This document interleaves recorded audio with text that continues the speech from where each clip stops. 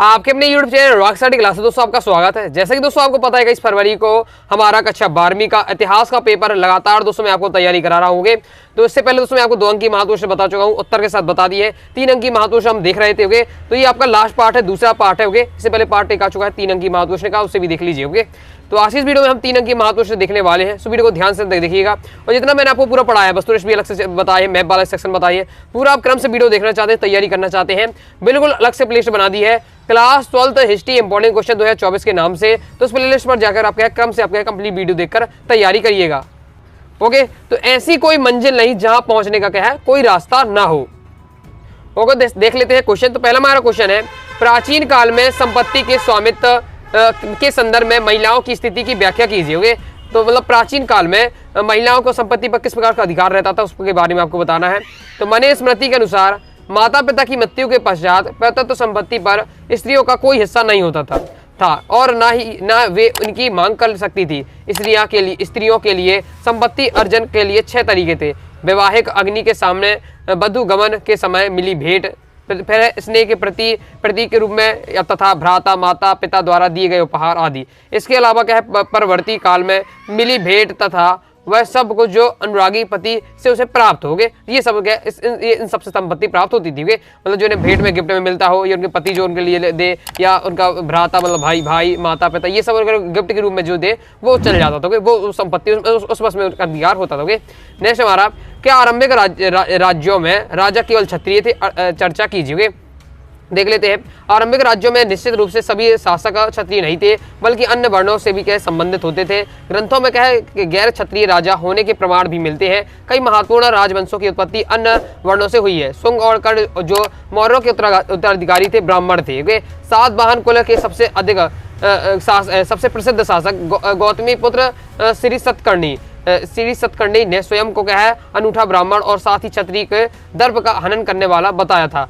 उसने यह भी दावा किया था कि चारों वर्णों के भीतर विवाह संबंध होने से उसके रोक लगाई, किंतु फिर भी उसने रुद्रदामन के परिवार से विवाह संबंध स्थापित किए। सातवाहन स्वयं को क्या ब्राह्मण वर्ण को बताता था, जबकि क्या है ब्राह्मणीय शास्त्र के अनुसार राजा को क्या क्षत्रिय होना चाहिए। ये पूरा बताया गया। ओके, आगे नेक्स्ट क्वेश्चन हमारा, महात्मा बुद्ध के जीवन संबंधी 3 प्रमुख स्थलों को आपको संक्षेप में बताना है। मतलब महात्मा बुद्ध के संबंधित जो 3 स्थल हैं उनको आपको बताना है। ओके, देख लेते हैं। ओके, तो पहला है लुम्बिनी, पहले है आपको याद रखना है बोध गया और कुशीनगर, ये आखिर 3 महत्वपूर्ण स्थल यहाँ हैं और उनके बारे में एक लाइन दी हुई है। तो आपको देखिए आपके बोध गया में जितना लाइन है इतना ही आपको लिखना है। कुशीनगर में एक सब आपको क्या है नाम बताना, 2-2 लाइन लिखना है, इससे ज्यादा नहीं लिखना है। अब लुम्बिनी के बारे में बहुत ज्यादा दी है, लेकिन आपको 2 ही लाइन बतानी है। लुम्बिनी में क्या भगवान बुद्ध का जन्म हुआ था। इस स्थान पर आधुनिक स्थिति रूपदेही है में जो नेपाल के तराइन में स्थित है। बस केवल इतना आपको लिख देना है। 2 लाइन आपको लिखनी है। फिर आपको लेना बोध गया में भगवान बुद्ध के सम्यक संबोधि प्राप्त की थी, ये दूसरे आपको हो जाता। तीसरा कुशीनगर, यहाँ के साल 1 में 80 वर्ष की अवस्था में बुद्ध के निर्वाण प्राप्त किया था। बस आपको इतना लिख देना। तो ये आपको 3 आपको स्थान बता के एक लाइन आपको तैयार कर लेना। आगे देख लेते हैं। आगे दोस्तों हमारा नेक्स्ट क्वेश्चन है, सांची के स्तूप के संरक्षण में भोपाल बेगमों की क्या भूमिका को आपको चर्चा करना है कि सांची के स्तूप का संरक्षण किस प्रकार से किया। मैंने इसलिए पिछली वीडियो 3 नंबर वाली में आपको समझाया भी था, वो कहानी बताई भी थी, तो वही इसमें आपका दिया हुआ क्या है देख लेते। 19वीं सदी में भोपाल के शासकों और यूरोपियों ने सांची के स्तूप को बचाने के लिए महत्वपूर्ण योगदान दिया। यूरोपीय शुरू से ही क्या है सांची के स्तूप में दिलचस्पी दिखाते थे। मतलब क्या है सांची के स्तूप पसंद था। फ्रांसीसियों ने भी क्या है सांची के पूर्वी तोरण द्वार को फ्रांस के संग्रहालय में ले जाने के लिए अनुमति मांगी थी। अंग्रेजों को भी यही इच्छा थी, परंतु शाहजहां बेगम ने दोनों को क्या है सांची के प्लास्टर ऑफ पेरिस की बनी प्रतिकृति देकर क्या संतुष्ट कर दिया। प्लास्टर ऑफ पेरिस की क्या है उसका डुप्लीकेट बनवा दिया इसका जो तोरण द्वार का, और फिर कहा डुप्लीकेट ले जा, असली वाला यहीं छोड़ दोगे। इस तरह क्या है सांची की मूल कृति को क्या है भोपाल में राज्य में अपने स्थान पर बनाए रखा। शाहजहां बेगम और उनकी उत्तराधिकारी सुल्तान जहां बेगम ने इस प्राचीन स्थान में रख रखाव के लिए बहुत सा धन दिया। उन्होंने क्या है वहाँ के एक संग्रहालय में अतिथिशाला का निर्माण कराया, जहाँ जॉन मार्शल ने कई पुस्तकें लिखी, जिनके प्रकाशन के लिए क्या है बेगमों ने दान भी किया। यह भी भाग्य की बात है कि यह रेल ठेकेदारों और निर्माताओं की नज़र से बचा रहा, जो क्या है ऐसी चीज़ों को क्या है यूरोप संग्रहालय में ले जाना चाहते थे। आज इसी की मरम्मत और संरक्षण के कार्य भारतीय पुरातत्व विभाग कर रहा है। ओके, बहुत ही आसान है, आपने कहानी समझ ली होगी किस प्रकार से। ओके, कि ये जो अंग्रेज थे, फ्रांसीसी थे, ये सब क्या है तोरण द्वार का इतना अच्छा था कि अपने अपने देश ले जाना चाहते थे। ओके, तो लेकिन क्या है भोपाल की बेगम ने क्या किया, उन्हें डुप्लीकेट प्लास्टर ऑफ पेरिस की बना कर दे दिया, डुप्लीकेट गेट, और कहा ये ले जाओ, असली वाला यहीं छोड़ दोगे। इस प्रकार से बच गया। ओके, नहीं तो ये भी अमरावती स्तूप की तरह ये नष्ट हो जाता। ओके, जैसे मैं आपको पिछली वीडियो में समझाया था। आगे देख लेते हैं। ओके, नेक्स्ट क्वेश्चन है, विजयनगर के इतिहास के पुनर्निर्माण में कॉलिन मैकजी के योगदान का वर्णन कीजिए। देख लेते हैं। भारत के अतीत को बेहतर ढंग से समझने और उपनिवेश के प्रशासन को आसान बनाने के लिए उन्होंने इतिहास से संबंधित स्थानीय परंपराओं का संकलन तथा ऐतिहासिक स्थलों का सर्वेक्षण करना आरंभ किया।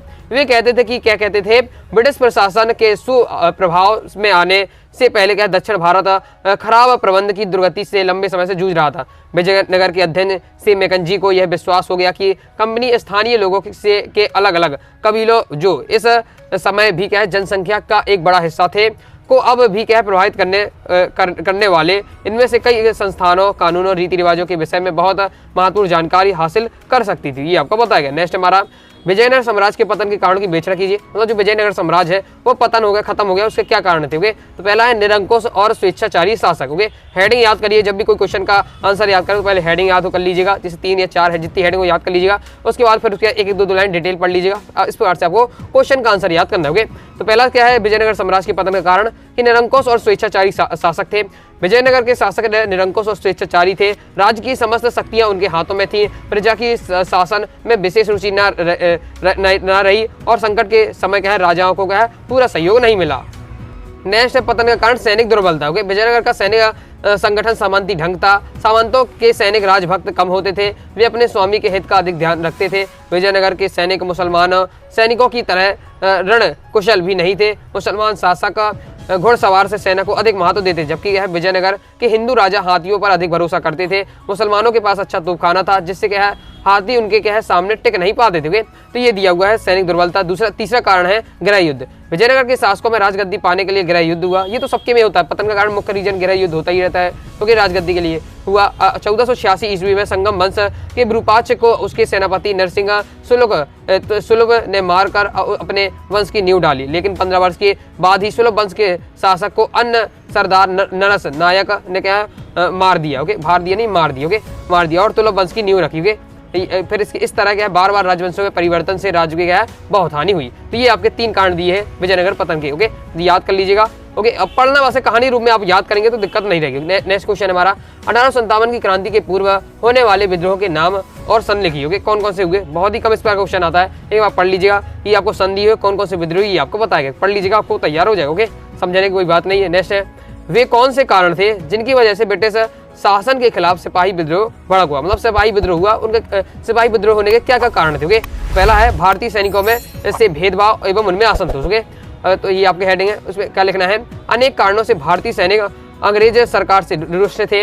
एक भारतीय सैनिक को केवल 9 रुपए प्रति माह मिलते थे, परंतु क्या एक मामूली अंग्रेज सैनिक को कई गुना वेतन मतलब 60 से 70 रुपए मिलता था। सोच लीजिए, मतलब जो एक भारतीय सैनिक उसे केवल 9 रुपए दिए जाते महीने में, और ओके, और अच्छे योग्य सैनिक उसे केवल 9 रुपए, अगर भारतीय होगा तो 9 रुपए, जो अंग्रेज वाला सैनिक था उसे केवल 60 से 70 रुपए दिए जाते। तो सोच सकते मतलब कितना डिफरेंस उनकी वेतन में मिलता था। इतना वेतन भारतीय सैन्य अधिकारी को भी नहीं मिलता था। दूसरी बात यह थी कि क्या उनमें उनके लिए उन्नति के सारे मार्ग बंद थे। मतलब अगर अच्छा काम करते हैं सैनिक तो उन्हें क्या है भारतीय सैनिक तो उन्हें क्या उन्नति नहीं की जाएगी, अंग्रेज सैनिकों को उन्नति दी जाती है, उन्नति मतलब पदोन्नति की जाती थी। तो इसलिए क्या है भारतीय सैनिकों में क्या भेदभाव हुआ। भेदभाव मतलब 9 रुपए दिए जा रहे हैं भारतीयों को, जबकि इन्हें क्या है अंग्रेजों को 60 रुपए, तो ये भेदभाव हुआ। साथ ही इनमें असंतोष फैला, किसी कारण ये असंतोष फैला, पदोन्नति नहीं की जाती थी। तो यह क्या है सैनिक विद्रोह का कारण हुआ।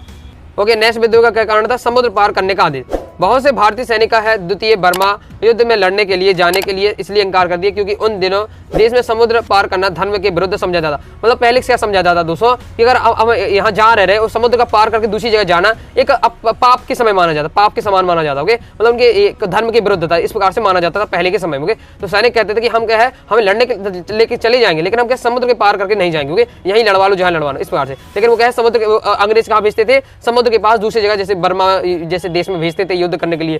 तो ये भी असंतोष का कारण बना। ओके, सरकार ने यह नियम बना दिया कि भारतीय सैनिकों को क्या किसी भी देश में किसी भाग में समुद्र पार करके आदेश दे सकती है। वे ऐसा करने से इनकार नहीं कर सकते थे। इससे क्या है, भारतीय सैनिकों में असंतोष हुआ। और तीसरा आपको पता ही बहुत पॉपुलर है, चर्बी वाले कारतूस, जिसके कारण क्या है 1857 की क्रांति हुई। मैनों के रीजन तो क्या है, चर्बी वाली कारतूस क्या था, विद्रोह का तत्कालिक कारण क्या है, चर्बी वाले कारतूस था। ओके, पूछा भी जाता है कि 1857 की तत्कालिक कारण कौन सा था, तो चर्बी वाले कारतूस था। ओके, इन कारतूसों में क्या है, दांत से काटने का प्रयोग किया, दांत से काट कर प्रयोग किया जाता था। यह बाल अफवाह फैल गई कि क्या कारतूसों में गाय व सूअर की चर्बी लगी होती है। इससे हिंदू और मुसलमानों सैनिक भड़क उठे। सैनिकों को यह विश्वास हो गया कि अंग्रेजों ने जानबूझकर अपना धर्म भ्रष्ट करने के लिए कारतूसों में क्या चर्बी का प्रयोग किया है। इस प्रकार से ये तो आपको पता ही है, हेडिंग बस याद रख लीजिए, फिर तो आपको कहानी के रूप में आपने सुनी लिया है मुझसे, और समझ लिया है, तो फिर तो आप अपने से लिख सकते हो। नेक्स्ट हमारा क्वेश्चन है, आप कैसे कह सकते हैं कि प्राचीन काल में चंडालों की स्थिति काफी दयनीय थी, मतलब चंडाल होते थे उनकी स्थिति बहुत खराब थी, दयनीय थी, तो आप कैसे कह सकते हो? तो आपको बताना है कि चंडाल भारत में व्यक्तियों का एक ऐसा वर्ग था जिसे समानता जाति से बाहर और अछूत माना जाता, मतलब ये कोई जाति में नहीं आते, नहीं जो 4 वर्ण में बांटा गया था, चारों वर्ण में नहीं आते, ये सबसे नीचे माने जाते, चारों वर्ण से भी नीचे होगे ये माना जाता था। ओके, तो इसी जाति से बाहर रखा जाता था। साथ ही चंडालों की स्थिति प्राचीन काल में काफी दयनीय थी, क्योंकि इनके मकान प्राय कच्चे होते थे तथा गांव के बाहर रहने की तरफ होते, मतलब ये जब गांव पूरा बसा हुआ है तो गांव के जो बिल्कुल बाहर का हिस्सा है जहाँ कोई नहीं रहता, वहां चंडालों को रहने के लिए दिया जाता था। साथ ही ये पक्के मकान में रह सकते, कच्चे मकान में रहना पड़ता था। इनका दर्शन प्राय अशुभ माना, मतलब कोई देख ले तो कह दे अशुभ हो गया हमारे साथ। और इनसे क्या है, अन्य समाज वाले कोई भी क्या है संबंध नहीं रखते, मतलब कोई भी इनसे संबंध नहीं रखता था। अन्य समाज वालों के सामने इन्हें क्या है आने की अनुमति नहीं थी, मतलब ये किसी के सामने नहीं आता, बाहर गाँव के बाहर ही काम करोगे जितना करना होगे। यह जाति प्राचीन काल में सबसे अधिक शोषित जाति थी। इन्हें गांव के मंदिरों में भी नहीं जाने दिया जाता था। इनके मंदिर कुआं आदि गांव से दूर एक किनारे में बने होते थे, प्राय नगर में प्रवेश नहीं दिया जाता था। इस प्रकार हम कह सकते हैं कि प्राचीन काल में क्या है चंडालों की स्थिति क्या दयनीय थी। नेक्स्ट हमारा क्वेश्चन है, वर्ग व्यवस्था की प्रमुख विशेषताएं बताइए। तो 3 विशेषताएं आपको बतानी है। वर्ग व्यवस्था की क्या विशेषता थी? पहला विशेषता है वर्ग में खुलापन पाया जाता था, अर्थात वर्ग के आधार पर शिक्षा, व्यवसाय, संपत्ति आदि होने के कारण क्या वर्ग में बदला जा सकता था। दूसरा है, एक विशेष वर्ग में व्यक्ति को मिलने वाला स्थान उसकी योग्यता और कुशलता पर निर्भर करता था, मतलब वर्ग ही क्या निर्धारण करता कि तुम कितने योग्य होगे, कुशल होगे। नेक्स्ट है, विभिन्न वर्गों के बीच ऊंच नीच का एक संस्तरण पाया जाता था। संस्तरण समय के अनुसार बदलता गया। एक वर्ग के सदस्यों का की सामाजिक और आर्थिक स्थिति लगभग एक समान होती गई। ओके, आगे देख लेते हैं। नेक्स्ट जो हमारा क्वेश्चन है, बौद्ध धर्म और आपको क्या है जैन धर्म में हमको अंतर बताना, देख लेते हैं। ओके, बौद्ध धर्म और जैन धर्म के बारे में लगातार देख रहे हैं तो उनका अंतर भी देख लीजिए। अंतर याद कर लेंगे तो शिक्षा भी आप ये बौद्ध धर्म के बारे में कुछ आया तो इस साइड वाले मटेरियल लिख दीजिएगा, जैन धर्म के बारे में इस साइड मटेरियल लिख दीजिए। और अंतर आ रहा तो फिर तो आप इस प्रकार से लिखना है। देख लेते हैं। तो बौद्ध धर्म क्या है? बौद्ध धर्म क्या है? अहिंसा का नियम व्यवहारिक था, जबकि जैन धर्म में अहिंसा का नियम का पालन अत्यंत कठोरता से करना आवश्यक माना जाता है। जैन धर्म मतलब अहिंसा को बहुत ज्यादा, मतलब कोई चींटी भी न मर पाए, कोई मच्छर भी न मारे, इतना मतलब बहुत ज्यादा कठोर नियम होता था अहिंसा का। जबकि इसमें व्यवहारिक रूप से था कि मतलब करना चाहिए, मतलब इतना कठोर नियम नहीं थे। लेकिन बौद्ध धर्म में क्या था कि संघ और भिक्षुओं पर आधारित था। इस वर्ग में बौद्धि सत्ता की पूजा की जाती थी, जबकि जैन धर्म के अनुयायी पर आधारित था। इस धर्म में तीर्थकरों की पूजा की जाती थी, तीर्थकों की पूजा की जाती थी। बौद्ध धर्म क्या होता था? बौद्ध धर्म के अनुसार मोक्ष जीवित अवस्था में ज्ञान प्राप्त कर किया जा सकता है। मतलब बौद्ध धर्म के अनुसार अगर मोक्ष प्राप्त करना है हमें, तो अगर हमें ज्ञान प्राप्त हो गया तो हमें क्या जिंदा रहते ही क्या है मोक्ष प्राप्त हो जाता है। क्योंकि जैन धर्म में क्या है मोक्ष प्राप्त के लिए मृत्यु के उपरांत ही प्राप्त होगा, मतलब हम जब मृत्यु प्राप्त होगी तभी हमें मोक्ष प्राप्त होगा। जबकि बौद्ध धर्म कहता था मोक्ष हमें क्या है जीवित रहते ही रहते हम प्राप्त कर सकते हो। ये है। अब दोस्तों बहुत ज्यादा इंपॉर्टेंट है आपका नेक्स्ट है हीनयान और महायान में अंतर, इसे भी देख लेते हैं, क्योंकि हीनयान और महायान वाले टॉपिक भी आपकी एनसीईआरटी में दिया है चैप्टर में, तो इससे अंतर भी पूछा जा सकता है। ओके, क्योंकि बड़ी बड़ी एग्जाम में भी आता है। ओके, जैसे एमपीपीएससी यूपीएससी तक में पूछा जाता है, तो इसलिए आ सकता है। देख लेते हैं। हीनयान को मानने वाले गौतम बुद्ध को अपना क्या पवित्र और आदर्श पुरुष मानते थे, जबकि महायान मत मानने वाले बुद्ध को क्या है देवता मानकर पूजा करते थे। हीनयान वाले क्या है बौद्ध को एक व्यक्ति के रूप में मानते थे, महापुरुष मानते थे, जबकि महायान वाले लोग हैं बुद्ध को भगवान मानते थे, देवता मानते थे। ये हीनयान में क्या है ये किसी भी बात का विश्वास तर्क की कसौटी पर कसते थे। जबकि क्या है महायान इस मत के लोगों का विश्वास और श्रद्धा अधिक बल देते थे। हीनयान में क्या है हीनयान एक छोटा पंथ कहलाया, महायान एक बड़ा पंथ कहलाया। नामी से महायान हीनयान, इस प्रकार से भी आप याद रख सकते हैं। आगे देख लेते हैं। आगे दोस्तों हमारा नेक्स्ट क्वेश्चन, अभी तक दोस्तों आपने क्या वीडियो लाइक सब्सक्राइब जरूर कर दिया, क्योंकि आप देख रहे हैं अनुराग स्टडी क्लासेस। दोस्तों आप लोग ये लगातार मेहनत कर रहा है, तो लाइक करके सब्सक्राइब जरूर कर दीजिएगा और दोस्तों के साथ वीडियो को जरूर शेयर करिए। ओके, देख लेते हैं। नेक्स्ट क्वेश्चन हमारा, डोमिंगो पेस ने विजयनगर बाजार का वर्णन किस प्रकार से, मतलब पेस ने विजयनगर के बाजार है जो उसका वर्णन किस प्रकार से किया। देख लेते हैं। डोमिंगो पेस ने विजयनगर शहर के बाजारों का बेहद विवरण दिया, चौड़ी और सुंदर गली थी। उस गली में बहुत से व्यापारी रहते थे। बाजार में आगंतुकों को सभी प्रकार के मणके, हीरे, पन्ना, मोती, बीज, मोती, कपड़ा और अन्य सभी प्रकार की वस्तुएं मिलती थी जो पृथ्वी पर थी। इन्हें आगंतुक मतलब आने वाले होंगे, जो बाहर से आते होंगे, आगंतुक खरीदना चाहते थे। विजयनगर शहर में सभी आवश्यक चीजें प्रचुर मात्रा में उपलब्ध थी। चीजों के दाम बहुत कम थे। आगंतुक हर शाम विजयनगर के बाजार में वो मेला देख सकते थे। डोमिंगो पेस ने विजयनगर शहर को दुनिया का सबसे अच्छा आपूर्ति शहर बताया है तथा लिखा है कि मेरे अनुसार इस शहर को सर्वश्रेष्ठ शहर के दर्जा दिया जा सकता है। मतलब बिल्कुल आसान है, आप पढ़ते ही समझ में आ गया कि डोमिंग पेस ने क्या विजयनगर साम्राज्य के मतलब बाजार के बारे में क्या कहोगे। नेक्स्ट है क्वेश्चन हमारा, विजयनगर साम्राज्य और बहमनी राज्य के मध्य संघर्ष के कौन कौन से कारण थे। मतलब ये दोनों लड़ते रहते थे, आपने पूरी कहानी पढ़ी है। तो विजयनगर साम्राज्य और बहमनी राज्य आपस में लड़ते रहते थे, संघर्ष होता रहता था। क्या कारण थे? 3 कारण दिए, तीनों याद कर लीजिएगा, बहुत ज्यादा महत्वपूर्ण है ये क्वेश्चन। तो पहला है इसका कारण उपज प्रदेश। ओके, उपज प्रदेश इसका मुख्य कारण था। दोआब का वह उपजाऊ प्रदेश था जो तुंगभद्रा और कृष्णा नदी के मध्य स्थित था, जिसमें विभिन्न प्रकार की फसलों का उत्पादन होता था। दोनों ही राज्य इसे अपने अधीन रखना चाहते थे, इसके लिए संघर्ष होता था। मतलब ये उपजाऊ भूमि थी, ओके, नदी के किनारे वाली, तो इसके लिए लड़ते थे कि भैया मुझे चाहिए। ओके, दूसरा है हमारा साम्राज्य विस्तार। प्राचीन से लेकर आधुनिक काल तक साम्राज्य विस्तार की वृत्ति राज्यों में समानता निरंतर चलती रही, चाहे वह दक्षिण हो या उत्तर। दक्षिण के ये दोनों राज्यों के शासक साम्राज्यवादी थे, अतः दोनों शक्तियों में संघर्ष अनिवार्य था। मतलब क्या है, साम्राज्य का विस्तार करना चाहते थे, इसलिए दोनों में संघर्ष चलता रहता था। तीसरा है गोलकोंडा की समृद्धि। गोलकोंडा में हीरे की खानें होने के कारण उस क्षेत्र का महत्व किसी दूसरे राज्य के शासक का ध्यान आकर्षित कर सकता था।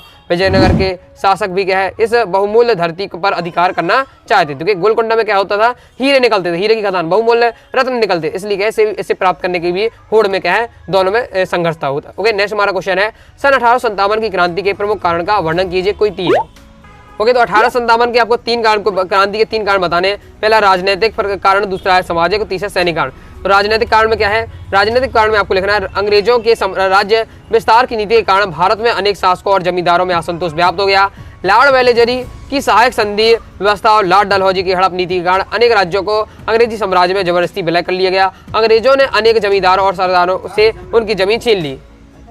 दूसरा है दोस्तों सामाजिक कारण। अंग्रेजों ने भारत में विदेश सभ्यता एवं संस्कृति का प्रचार कर उसे भारतीय में कहें बलपूर्वक लादने का प्रयास किया। भारतीय समाज में प्रचलित अनेक प्रथाओं, सती प्रथा, बाल हत्या, नर बलि आदि प्रतिबंध लगा दिया। अंग्रेज द्वारा आपका आविष्कृत रेल, तार, जहाज आदि सुविधाजनक थे, परंतु क्या है फिर भी इनका क्या है घोर विरोध किया। मतलब ये अच्छी चीजें थी, लेकिन क्या है लोग इसका विरोध करते रहे। ओके, इसलिए ये सामाजिक कारण ये कुछ हुआ।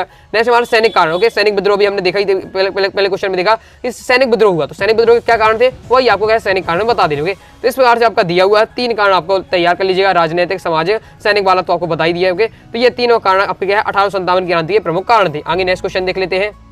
नेक्स्ट क्वेश्चन हमारा सहायक संधि क्या थी, इस संधि के शामिल देशी राज्य कैसे इतने शक्तिहीन हो गए, बहुत ज्यादा इंपॉर्टेंट है और ये क्वेश्चन दोस्तों बोर्ड एग्जाम में आ चुका है। तो सहायक संधि क्या होती है, हेडिंग डालिएगा। सहायक संधि की प्रथा लॉर्ड वेलेजरी ने चलाई। यह संधि कंपनी और देशी राज्यों के बीच होती थी। इस संधि को मानने वाले देशी राज्यों को कंपनी के आंतरिक और बाहरी संकट के समय सहायता का वचन देती थी। मतलब क्या है, ये अंग्रेज क्या करते थे, अंग्रेज कहते थे अगर सहायक संधि मेरी ज्वाइन कर लेते हो, ओके, सहायक संधि को मान लेते हो, तो अगर कोई तुम्हारे राज्य में कोई भी हमला करेगा तो हम सपोर्ट करेंगे। ओके, ये बताता। ओके, देशी राज्यों को इनके बदले में क्या है निम्नलिखित शर्तें माननी पड़ती, लेकिन हम तुम्हारे जब युद्ध होगा तो अंग्रेज क्या है, हम तो अंग्रेज कहते थे कि हम राज्य की क्या है उस राज्य की सहायता करेंगे जो क्या है संधि को मानेगा। ओके, लेकिन क्या है, लेकिन इसके अलावा शर्तों को पालन करना पड़ता है उस राज्य को। कौन कौन सी शर्तों को पालन करना पड़ता था, देशी राजा को अपने राज्य में स्थायी रूप से अंग्रेज सेना रखनी पड़ती थी, मतलब अंग्रेजी सेना रखनी है, उसका सारा खर्च उसे ही क्या बहन करना पड़ता था। उसे अपने राज्य में एक अंग्रेज रेजिडेंट रखना पड़ता था। इसी कारण देशी राज्य क्या है शक्तिहीन हो गए। ओके, मतलब ये क्या है उसमें फिर उनके दखल अंदाजी करता था उनके काम में। रेजिडेंट। ओके, फिर वह अपने राज्य में अंग्रेजों के सिवा किसी यूरोपीय को नौकरी नहीं देंगे, मतलब दूसरे विदेशी को नौकरी नहीं, केवल अंग्रेजों को नौकरी देंगे, दूसरे यूरोपियन होंगे या विदेशी होंगे उन्हें नौकरी नहीं देंगे। ओके, नेक्स्ट है तीसरा, उनकी शर्त पालन करनी पड़ती थी कि वह कंपनी की आज्ञा के बिना किसी भी अन्य राज्य से युद्ध अथवा संधि नहीं कर सकता है। उसे आपसी झगड़ों को निपटाने के लिए अंग्रेजों को पंच मानना पड़ता था। ओके, सीधी बात है, अंग्रेजों ने एक प्रकार से क्या अपने हाथों में पूरा कब्जा ले लिया। ओके, मतलब पूरी जैसा अंग्रेज का है वैसा चलना पड़ता था। सहायक संधि के मानने के बाद पूरा आपको समझ में आई गया होगा, बहुत ज्यादा महत्वपूर्ण, तैयार कर लीजिएगा। इस प्रकार से दोस्तों हमने टॉप 16 क्वेश्चन देखे, इससे पहले भी मैंने आपको बता दिए थे क्वेश्चन पार्ट 1 में, उन्हें आपको तैयार कर लीजिएगा। ओके, आई होप आपको वीडियो पसंद आई होगी। आगे वीडियो में 4 अंक की महत्वपूर्ण देख लेंगे। ओके, दोस्तों वीडियो पसंद आए वीडियो लाइक करें, शेयर बिगड़ेगा। कोई दोस्तों डाउट आता है कमेंट बॉक्स में जरूर पूछिएगा। टेलीग्राम जो ज्वाइन चलो ज्वाइन कर लीजिएगा, साथ ही इंस्टाग्राम फॉलो कर लीजिएगा। मिलते हैं नेक्स्ट वीडियो में, तब तक के लिए बाय बाय।